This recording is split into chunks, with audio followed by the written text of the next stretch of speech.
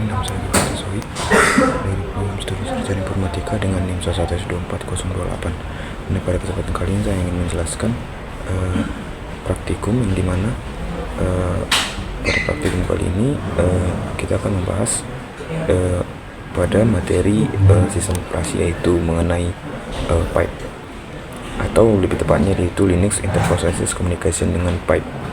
Nah, di sini langsung saja kita bahas pada bagian anonymous pipe. Nah, dalam sistem operasi, pipes berguna untuk komunikasi antar proses terkait. Nah, di sini pipe adalah komunikasi satu arah, di mana kita dapat menggunakan pipe sedemikian hingga satu proses menulis ke pipe dan proses lainnya membaca dari pipe. Nah, pipe di sini merupakan area memori utama yang diperlakukan sebagai file virtual dan dapat diakses oleh proses-proses yang bekerja sama. Nah, dengan demikian di sini pipe melonggarkan batasan alamat memori yang bersifat pribadi terhadap proses. Nah, di sini kita diinstruksikan untuk membuat producer satu. Nah, kita disuruh membuat berkas dengan pipe basic.c, lalu menambahkan sebagai berikut ya. Nah, saya sudah mencobanya di terminal saya ya. Nah, di sini mungkin kita coba untuk terlebih dahulu, yaitu membuat sebuah filenya, dimana kita buat nano pipe basic. Nah, sebagai berikut ya, saya sudah buat. Nah, kemudian kita untuk mencobanya, nah, kita run compile dengan gcc pipe basic.c. Nah, kemudian untuk memanggilnya gini. Nah, hasilnya sebagai berikut, dimana hasilnya adalah pipe hello world. Nah, apa maksudnya dari ini, apa hasil dari output itu hello world? Nah, maksudnya di sini tadi sih sudah kita compile ya dengan gcc dan dokumentaran. Nah, kita panggil dengan pipe ya, pipe basic. Kita prolly ya, jadi di sini untuk pipe basic tadi hasilnya itu adalah hello world. Nah, ini maksudnya ya, di sini integer dari P2 tadi ini mungkin kita lihat ya. Nah, integer di sini P2, integer P2 ini akan menyiapkan dua pintu atau dua pipa. Nah, P0 di sini untuk membaca, kemudian pintunya itu untuk masuk. Nah, di sini write P1 akan menuliskan teks hello world ke pintu masuk. Kemudian write P0 itu menangkap atau teks tersebut keluar dari pintu keluarnya. Jadi printf di sini untuk menampilkan isinya inbox, dimana akan hasil yang keluar yaitu hasil dari pipe, yaitu hello world. Nah, kemudian yang kedua di sini kita diinstruksikan untuk membuat yang namanya pipe fork. Nah, pipe fork sebagai berikut. Saya sudah membuatnya sebelumnya. Nah, sebagai berikut. Untuk code-nya ini ya, code-nya ini itu ada dua pipa, yaitu FD1 dan FD2, dimana pipa hanya satu arah ya, kita butuh dua pipa agar data bisa pergi ke P1 dan P2. Nah, ini alur kerjanya untuk parent 1, dimana dia menerima input dari user nanti, kemudian di sini menunggu wait ya sampai selesai. Kemudian untuk alur FD2 nya ini, karena di sini ada parent 1 dan parent 2 ya. Nah, di sini untuk parent 2 child process, dimana dia membaca string yang dikirim melalui parent lewat FD1 dan melakukan modifikasi. Nah, pentingnya di sini close ya. Pentingnya di sini close adalah setiap program harus menutup pintu. Jadi, semisal kita sebelum, nah, semisal kita running nih, ceritanya kita running, ntar ya, ini kita gcc, ntar ya, kita running. Nah, maka kita coba masukkan string halo. Nah, maka dia akan mengulang hasil gabungan dari halo itu interprocess communication, seperti itu. Nah, kemudian yang ketiga itu kita diinstruksikan untuk bagian dari name pipe. Nah, name pipe ini memiliki fitur yang membuatnya jauh lebih manjur daripada anonymous pipe tadi.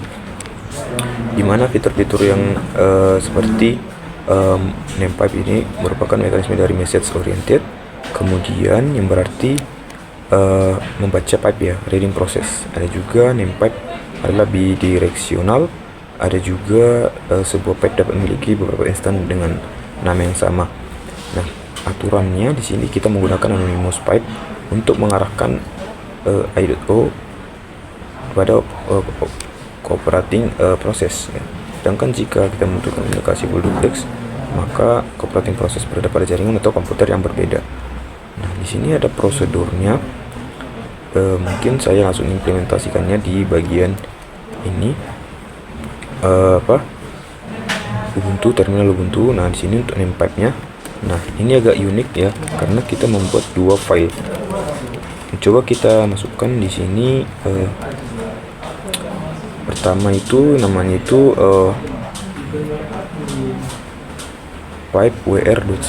Nah, pipe wr.c ini sebentar ya. Nano pipe.c. Nah, sebagai berikut. Nah, di pipe nano wr.c ini ya, sebentar kita lanjut dulu kali ke bagian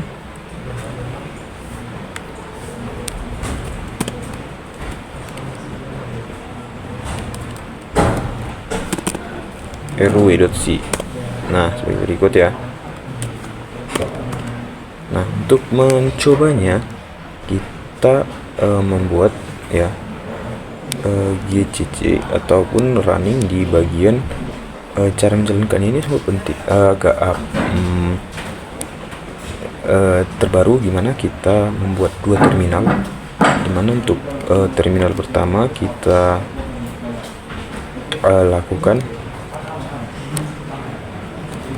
lakukan yang namanya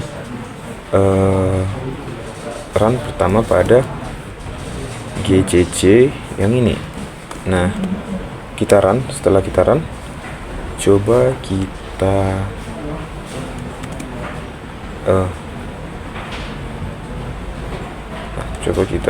nah, tapi untuk mencobanya kita lakukan di terminal yang kedua. Nah, di terminal yang kedua,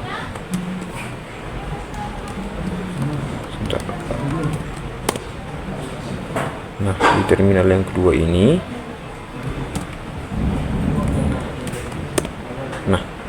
nah di sini user 1 dan user 2. Jadi ini kayak seperti kita katakan komunikasi ya, cara chat ya, cara chat. Jadi di sini mungkin kita coba dulu ya, halo. Di bagian user 1 kita ketik halo. Nah, di terminal 2 dia akan membaca halo. Kita buat pesannya tak terkirim atau kita buat seperti sistem chatting ya, hai. Kita coba. Maka di sini kita ketik hai. Nah, user 2 hai. Nah, ketik halo, maka dia akan muncul seperti berikut ya.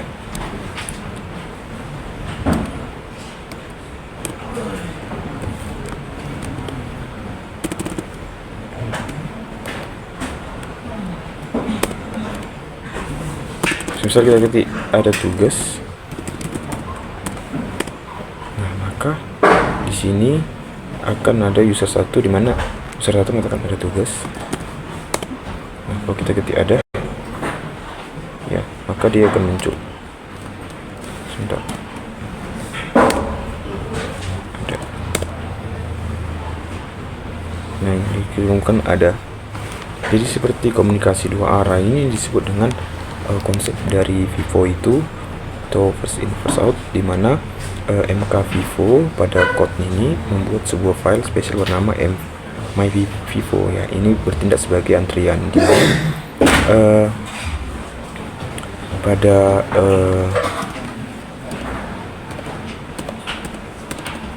sebentar, mungkin kita lihat dulu.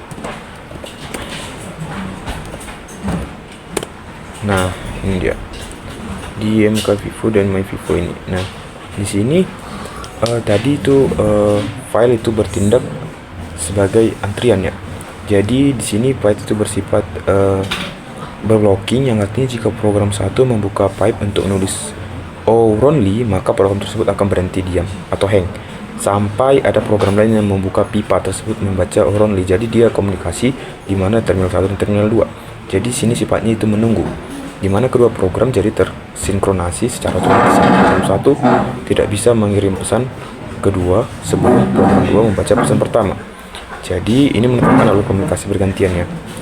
Jadi bisa kita bilang pipe WR tadi yang pertama itu menulis dan pipe RW itu membaca. Setelah dibaca maka pipe RW beralih menjadi penulis ya.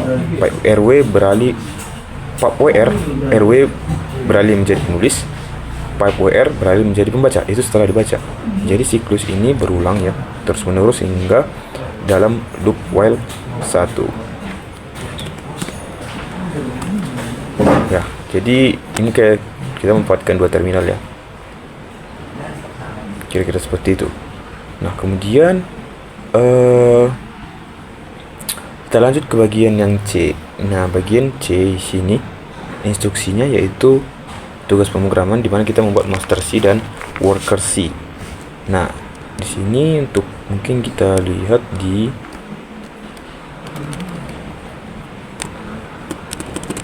ini aja, kita membaca worker.c. Nah sebagai berikut.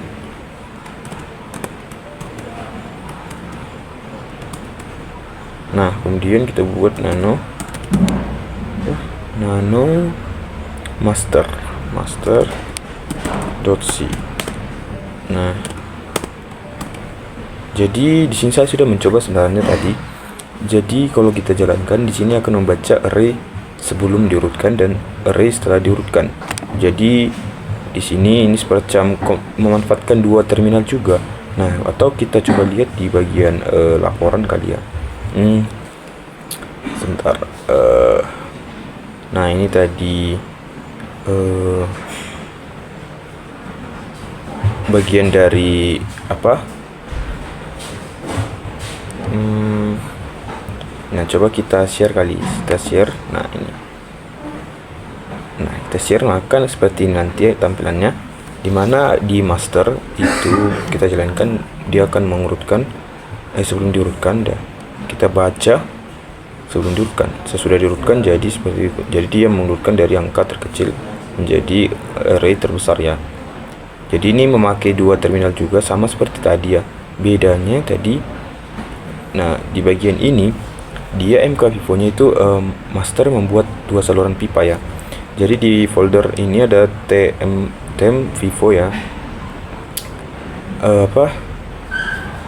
Kita coba share di sini. Yes ini bentar.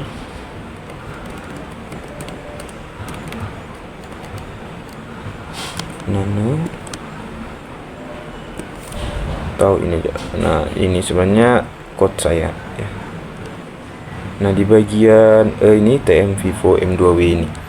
Nah di bagian ini itu master akan mengirim ke worker dan Vivo W2M untuk balasannya. Jadi di sini kan ada namanya only dan juga ini only dan juga OR only. Nah, WR only dan RD only. Nah, ini sebagai kunci sinkronasinya, di mana saat master membuka pintu pipa untuk menulis, dia akan terkunci. Maka wait sampai ada worker yang membuka pintu untuk membaca. Jadi begitu juga sebaliknya. Jadi worker melakukan algoritma pengurutan ya standar karena ini program sistem. Nah, fokusnya adalah pada perpindahan datanya melalui pipa, bukan seberapa cepat algoritma urutnya. Jadi di sini dia memiliki, kita katakan sebagai tugas kerjasama ya, menunjukkan bagaimana dua program mandiri bisa berbagi beban kerja menggunakan fitur sistem operasi ya.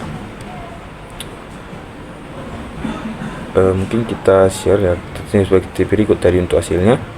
Jadi setelah kita jalankan di master, kita baca di worker. Jadi sebelum diurutkan dan setelah diurutkan kita peroleh hasilnya, maka name pipe dihapus dan program selesai. Kira-kira seperti itu. untuk penjelasannya.